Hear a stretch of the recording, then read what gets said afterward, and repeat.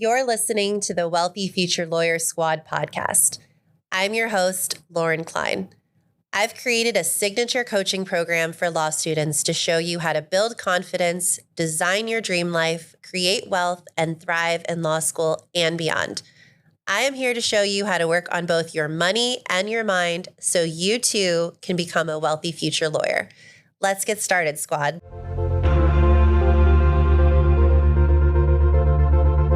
Welcome back to the Wealthy Future Lawyer Squad podcast. My name is Lauren Klein, and I am so happy to have you back on the podcast today. Today, we're going to do something a little bit different. It's going to be a little bit more casual than some of my other solo episodes. We're going to go through my story, who I am, how I got to where I am, why I created the law school blueprint for her, all the things. So I'm going to take you back to about 2008, 2009. So I was finishing up my undergraduate degree and I was a finance major. And so you can picture this, the world is the financial market is crumbling. It was a really crazy time.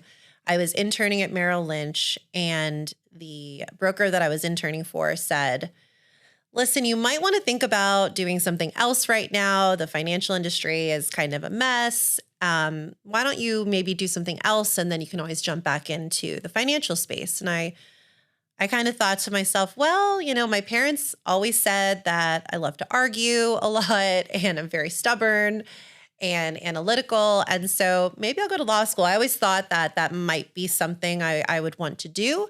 But I was like, what the heck? I'll go to law school. I had no idea about law school rankings. I had no idea that some law schools were better than others. I had heard of Harvard, I'd heard of Yale, things like that. But in general, I kind of thought if you went to law school, you became an attorney and that was that. And who cared about, whether it was a good school or not. And so I actually only applied to one law school. So I had a friend who was already applying to St. Thomas University School of Law here in Miami, Florida. And I was like, well, that's close to my house. That sounds great. I'll apply there. Why not? It's a law school. I get to become an attorney. So I only applied to that one law school, which is so crazy now that I look back at that.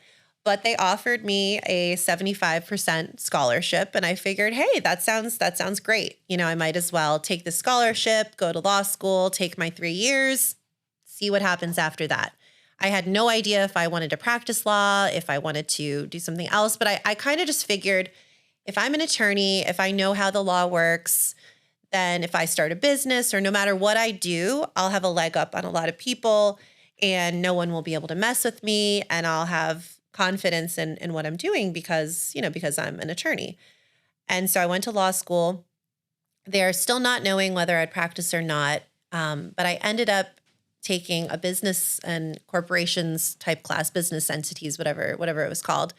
And I did really well. I got the book award. I got the highest grade. And the professor that taught that class also taught the tax classes. And so he said, hey, why don't you take a tax class? And I think he wanted me to take a tax class in a summer semester. And I was like, no way. I don't take summer classes. My first semester of law school, I studied abroad. We talked about that in my episode with Lawyer Britt. I was just outside of Madrid in El Escorial in Spain. And then my second summer, I was like, no, I'm going to go intern for a judge who was in the criminal division. And tax class in a summer sounded like the worst possible thing I could do with my time. But he convinced me to take it in the fall, and I ended up taking federal income tax. And I actually loved it, which was very shocking and surprising to me. Again, I got the highest grade in the class. I got the book award. And I was like, wow, I think I'm onto something here. I think this kind of makes sense. And the more that I took tax classes, I realized, wow, this actually is really similar to when I was in finance. It's a lot of the same clients. It's a lot of the same type of work. It's still in that, financial wealth management, wealth building kind of space. And so I ended up I applied to different LLM programs. By now I was starting to get a little bit wiser, like you don't just apply to one program. So I applied to all of the top LLM programs in the US. For those who maybe don't know what an LLM is, that is a master's of law. There's different types of LLMs that you can obtain, but one of the most common ones is tax. And so I applied to the top 5 schools. I think I got into all of them or most of them. I honestly don't even remember now, but I got into University of Florida, which I think at that point was either number 1 or number 2. It was that and NYU were always kind of like flip-flopping back and forth as to which was the better one. But I knew that I wanted to I wanted to work down here, and the cost of UF versus NYU was very significantly different.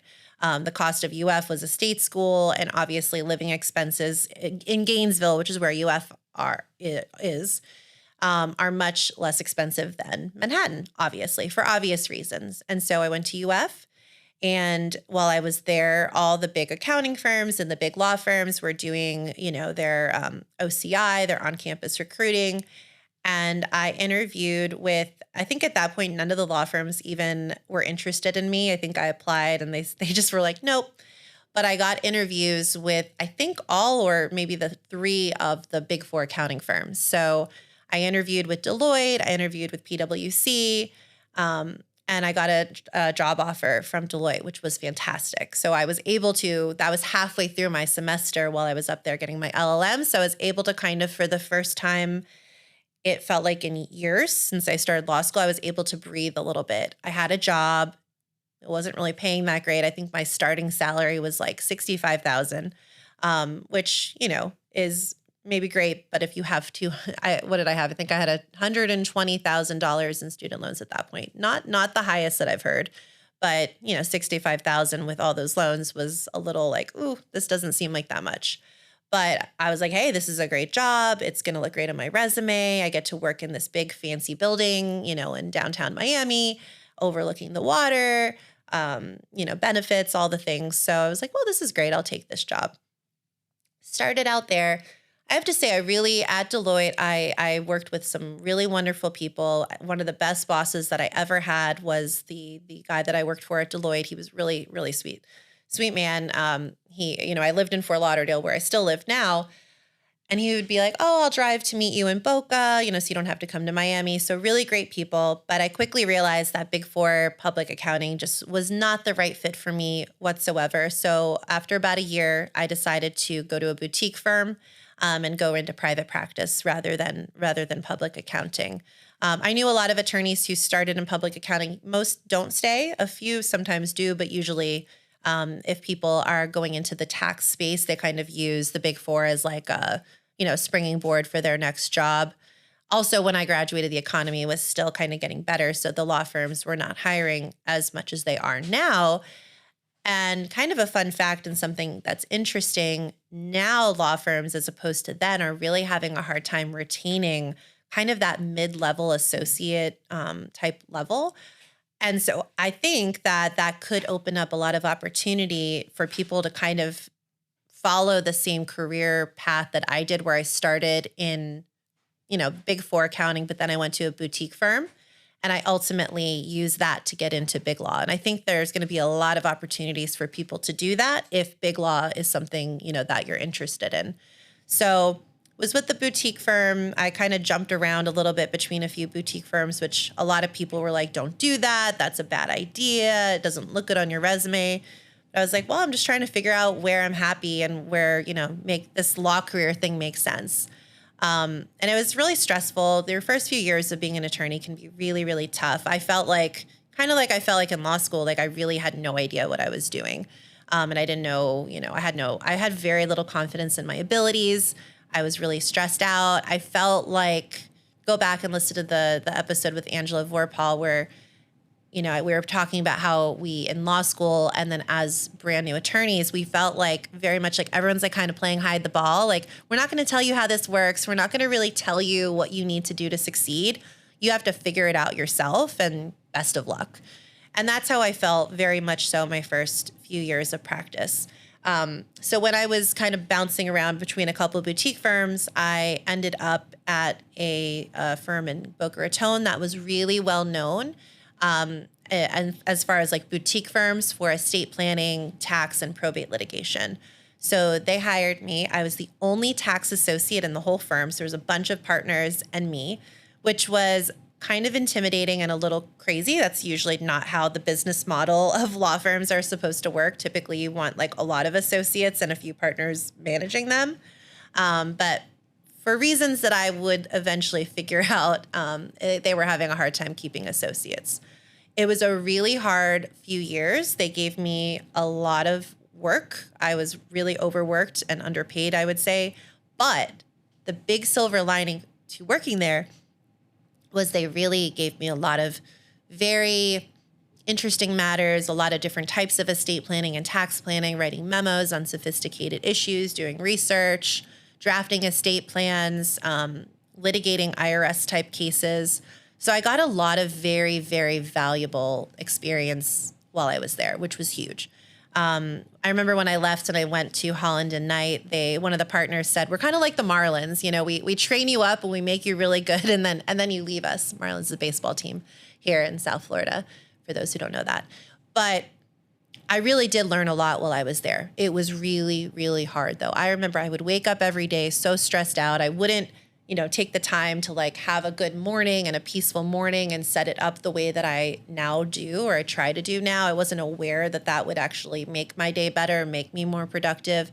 I was very stressed out. The environment in that law firm was very toxic in a lot of ways, although I wouldn't trade it for anything because I learned so much. And there were partners who did try to, really set me up in the right way. There was one partner who,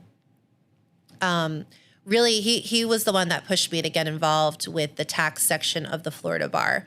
So for those of you who are in law school or even new attorneys, one big tip that I have and something that really helped propel my career forward was once I knew what area of law I wanted to practice in, or I guess if you're in law school, you may not fully know, but if you have an idea or you're interested, join the different sections of your state bar. So the tax section, the real property, and here in Florida, it's the real property, probate, and trust law section.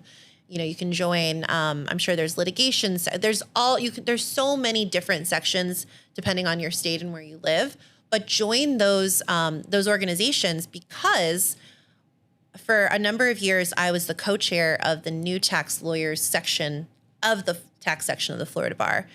And we would give out scholarships. We would have people come to, different events and seminars. Sometimes we would be at these really swanky hotels, and I was able to secure these scholarships for law students to be able to come to the meetings, stay in the hotel for free, come to the happy hours, network with other attorneys in the area that they wanted to go into or thought they wanted to go into. And I made so many valuable connections. I didn't do it when I was in law school. I didn't even know that was a thing. Which is why I'm telling you now, definitely do that, because it was very wonderful for me as a newer attorney. But we were literally giving away free money and saying, come to these events, because these attorneys want new people. They want to know who the new talent is out there. So without going too much of a tangent on that me getting involved with the tax section was what really started to allow me to make a name for myself in estate planning and tax planning. And so when a position opened up at Holland and Knight, I was able to say, look, I've worked at this well-known boutique firm. I have a lot of experience. I've worked on all of these different types of matters. I'm really involved with the tax section. I've spoken at different events. I've put myself out there, even when it felt really scary and I felt like maybe I wasn't worthy of speaking at an event or whatever it may be. But that was really what kind of helped me and propelled me forward to get into big law. So you can kind of hear I took sort of a non-traditional route into big law. I didn't go right from law school to there. I didn't get hired. I wasn't coming from, a really high-ranked law school. My law school was actually really good for tax law, which was fantastic. And I didn't know that until I kind of fell into that area. But all that being said, I hope that there's some tips in there that will help you. But now I get to the part of my story where I went into big law, where I actually joined the big law firm. And I don't know why I started to kind of think about this and realize this. I think maybe I had started at that point to read a few books on personal development and listen to some podcasts from life coaches. But I just realized, I'm like, oh my God, I'm in this boutique firm and I don't feel worthy of, being here. I don't feel confident. I'm really stressed. I'm not taking time to take care of myself. My mental health is, I wouldn't say it was horrible, but it wasn't good. It wasn't ideal. And so I was like, wow, if I feel like this at a boutique firm, how am I going to survive and make it in this big corporate law firm environment where there's many more people you're working with, the stakes are a lot higher, I'm going to be making more money, so many things. And so, and even when they offered me the job, they lowballed me, and I was like, wow, this is a lot. This is like maybe what a first or second year is making at this firm. And I think at that point I was a fourth year, which, as a fun fact, I wowed them so much the first year. They gave me this like crazy raise. I think it was like $70,000 raise or something, or maybe more, because they quickly realized, wow, she's really good. If we don't compensate her, she's definitely just going to go down the road to, Baker McKenzie or whatever it may be. But I really got to a point where I was like, if I don't figure out what is going on in here and start to believe in myself and start to intentionally decide who I want to be and how I want to feel, I'm not going to make it. Like, this is not going to work. And so at that point in my life, so I was about a fourth year attorney, I really took a deep dive into personal development and personal finance. So definitely a deep dive into personal development so I could make it and I could survive this experience and not lose my mind or become depressed. Or I was just worried that my anxiety levels were already so high. I'm like, how am I going to make it if it's even a higher pressure situation? So I went down the rabbit hole on personal development, but I also went down the rabbit hole on personal finance. And fun fact, those two are actually very, very intertwined. You may have figured that out already by listening to this podcast. But I realized very quickly that the way that I thought about myself and the way that I talked about myself and the way that I talked about who I was and believed in myself was very much intertwined with the way that I talked about money, the way that I interacted with my money, my relationship with my money. And so I was like, wow, I'm earning, I think at the boutique firm when I left, I was probably making $120,000 with a bonus. And when I went to Holland & Knight, I think my initial salary was $185,000, I want to say.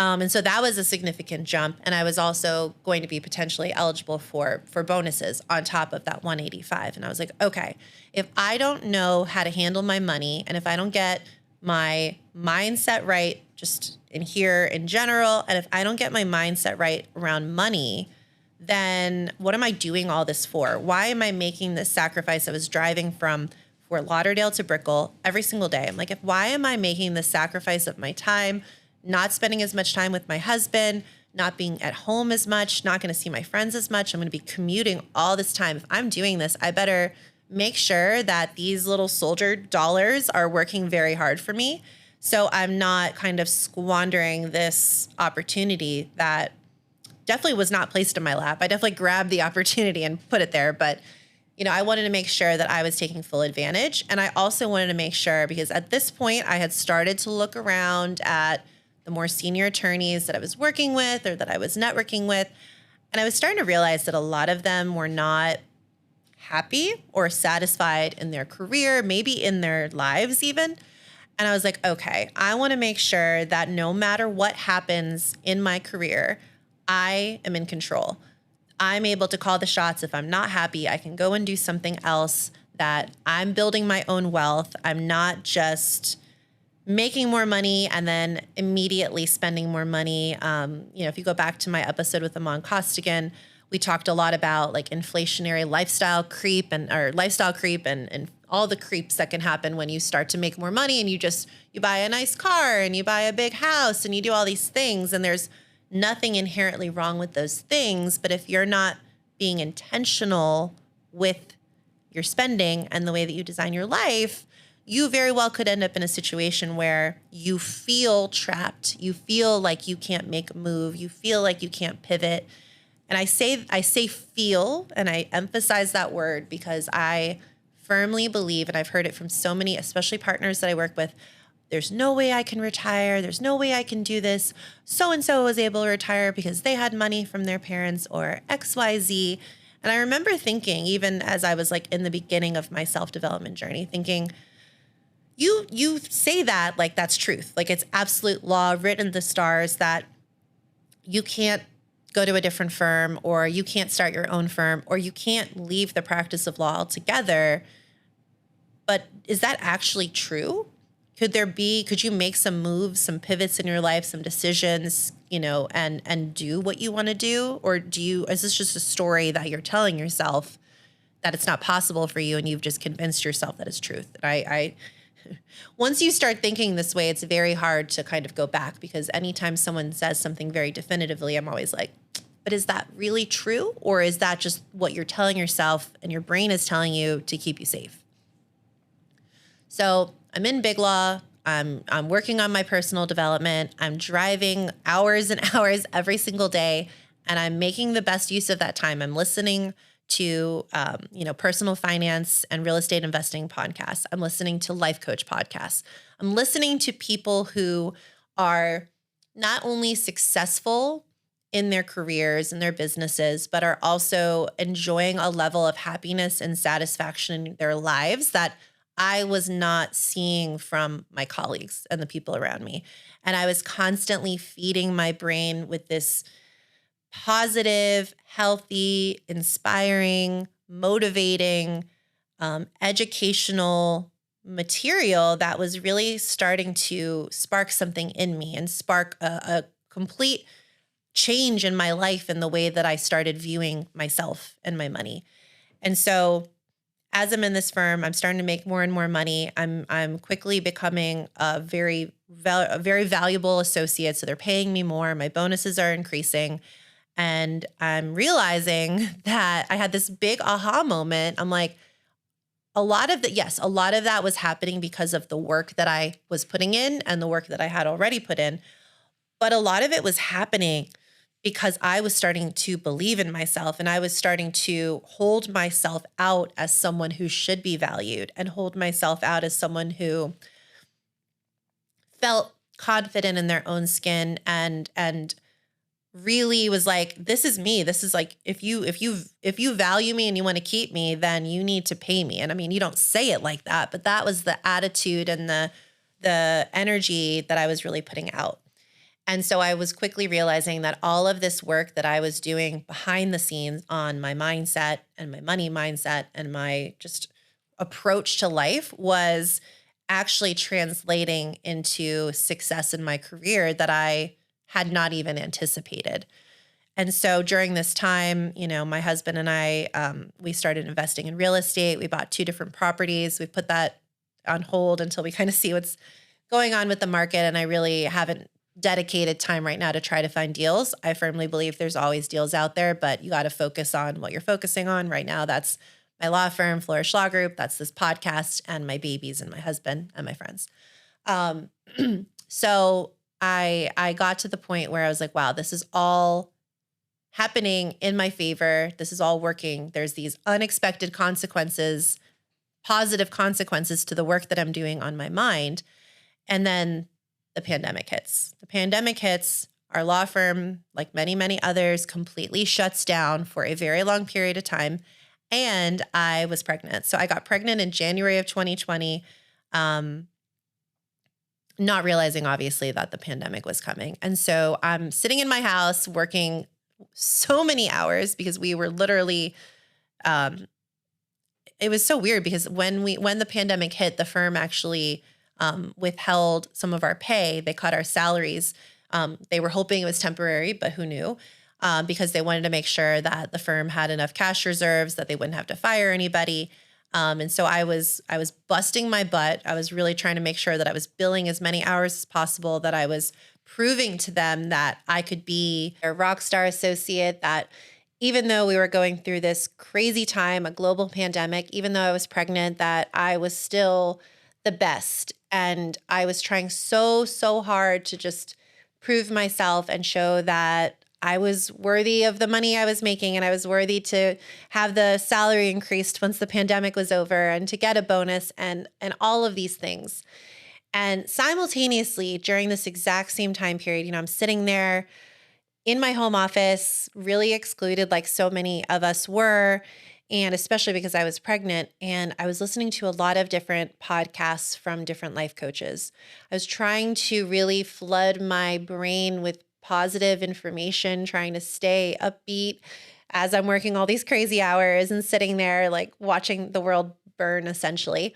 And I started thinking to myself, we have coaching has become so prevalent, and I think it is such an incredible tool when we have people in various industries and with various experiences or specialties kind of saying, hey, let me take your hand. Let me show you how I did this. Let me show you how I changed the way that I was thinking about my life or my goals or my dreams, or how I changed the way I was approaching whatever it may be, career, sport, and anything. I think coaching is so incredible. It's such a valuable resource. And I've learned the value of it over the years, but I started to think to myself, why don't we have this for law students? We hear this with the statistics. We've talked about it on this podcast, the statistics of mental health in law school.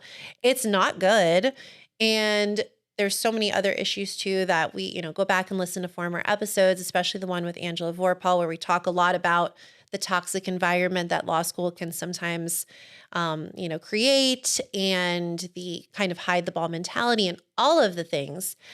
And I looked back to my own experience as an attorney, and I thought, why don't we have coaches for law students? And, there's coaches like Angela, which is fantastic, where it teaches you how to outline, how to study, how to prepare for the bar exam, how to uncover kind of those secrets of law school. But we don't really have coaches to say, let's take a step back. Let's analyze why you're feeling this way in law school. Let's analyze how to harness some of this energy for good rather than feeling, defeated, or like our confidence is taking a big hit, or we feel like major imposters, or, our stress and anxiety is through the roof, or we don't know who we want to be, or we feel like if we don't meet a certain definition of success, or we're not hitting certain external markers, that we are not successful in law school. Like all the things that I started to feel when I was in law school. Why don't we have programs and coaches out there to help students with all of this? And it was like this very defining moment in my life where I realized, wow, maybe this is something that I'm meant to do. Maybe this is something that I'm meant to help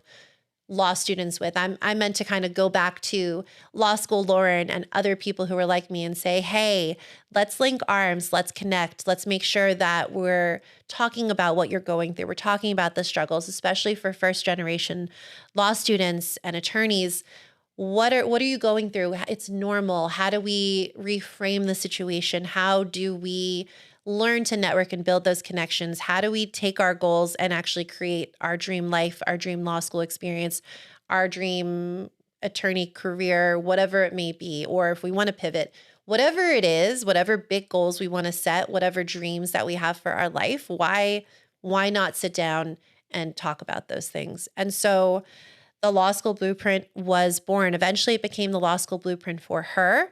But that's a whole other story. And we'll talk about that in a second. But it was born. I started creating this program, these modules about overcoming imposter syndrome, creating confidence, setting big goals, designing your future lawyer avatar so you can start to make decisions in 1L year, 2L year, 3L year, pre-law school to start to build and move your life to that future lawyer avatar that you want to create. Talking about money mindset, talking about finances in law school, after law school, what do lawyers make? How do we reframe the negative connotations of law school debt? What are some ways to pay off law school debt without just necessarily having a salary? So many things that I started putting into this program, and it really turned into something amazing and fantastic. We had, when I first launched it, we had these incredible 6 law students who went through a beta version. They absolutely loved it. And the program was born, and this podcast was born, and everything that I'm building within my coaching program and my community for law students was born. And I really just want to emphasize that I want to be a safe space for you while you're in law school, while you're thinking about going to law school. I want to be a resource to you that you can ask questions, that you can apply what we talk about on this podcast to your life, to your law school career, whatever it may be. So going back to that same time period, I'm going to wrap this up really quickly in just a few more minutes. I created the program. It's the pandemic. I have my son in October of 2020 and I go on maternity leave. So my firm that I was with at the time, Holland and Knight, offered 4 months of maternity leave, which was fantastic. So, in other countries, people get a lot more, but in the United States, 4 months is pretty good. So I was really excited about having that time, with my first son. It was really a wonderful experience. My birth, which is a whole other story, the birth of my son was a little traumatic, but once I kind of worked through that in therapy and dealt with it on my own and kind of started moving through that postpartum time period, it was really magical. It was the holidays. It was a wonderful time. So I went back, to the firm thinking that things would go back to normal, business as usual. The reality was I had changed a little bit as a parent. I was still, we don't talk about this as much, but I was still very much in that postpartum stage at 4 months. I was still breastfeeding. My son was so little.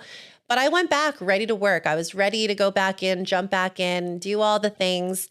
And there was really, in a lot of ways, a major shift in the way that attorneys were interacting with me, that the team that I was on was interacting with me. And one of the biggest things that happened that was disappointing and sad, and it really frustrated me, was my bonus was cut when I got back from my maternity leave. And it was a really hard time for me because I had worked so hard during the pandemic. I had really probably sat way too much. I had worked too many hours while pregnant. I had really put so much of my energy into trying to be the absolute best that I could be, that it was very eye-opening when certain things happened with my compensation because I took maternity leave. And I tell you this not as a sob story or anything like that, but one, to point out that there still is so much inequity and gender bias in the legal field, law school, law firms, whatever it may be. But also something very interesting happened from that experience. I was very, like I said, I was very sad, very frustrated, very disappointed by that happening, and a lot of other strong emotions. But something that happened from that experience was that side of me, that need to validate my worth by overworking and people pleasing and trying to be the best at all times and really being so hard on myself. I was able to kind of step back from that side of myself. And I think when that happened, the firm gave me such a gift because they really cured me of people pleasing. They showed me that I could do my absolute damnedest and work my hardest, and it still may not be enough to meet their standards of what they expected. Even though I was just taking a maternity leave, that was part of my compensation. And so I really, it was a gift. It was a bad way to get a gift, but it really did open up my eyes to, wow, okay, maybe this is going to give me some freedom and some flexibility to decide maybe I want to do things differently. Maybe I want to put myself first. Maybe I want to put my health first. Maybe I want to start a law firm at some point in time. That was just starting to become, I had always thought I might do it, but at that point I was like, wow, maybe this is going to be, I'm going to pivot and go down a different road.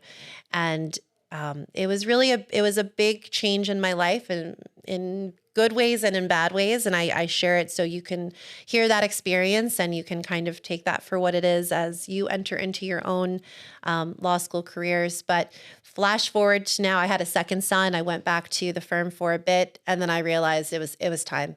The time had come to start my own firm, to really go all in on my coaching business, all in on this podcast, my community for all of you. And so this was my story. The story is far from over. Right now I'm building a law firm with my best friend, which comes with its own amazing things and its own challenges. And our journey is really just beginning as entrepreneurs in the legal space. We're having a really great time. We're learning a lot of lessons. I'm going to have my law partner, Kristen Landon, on the podcast soon so we can talk about, our journey so far, what we're doing, where we're going, how our money is working, marketing and connections and all the things. So if starting a law firm is something that you may want to do down the road, just to start to kind of give you ideas and planting those seeds. But share this podcast episode or your favorite episode on Instagram. Definitely subscribe on Apple, Spotify, YouTube, wherever it is that you're listening or watching.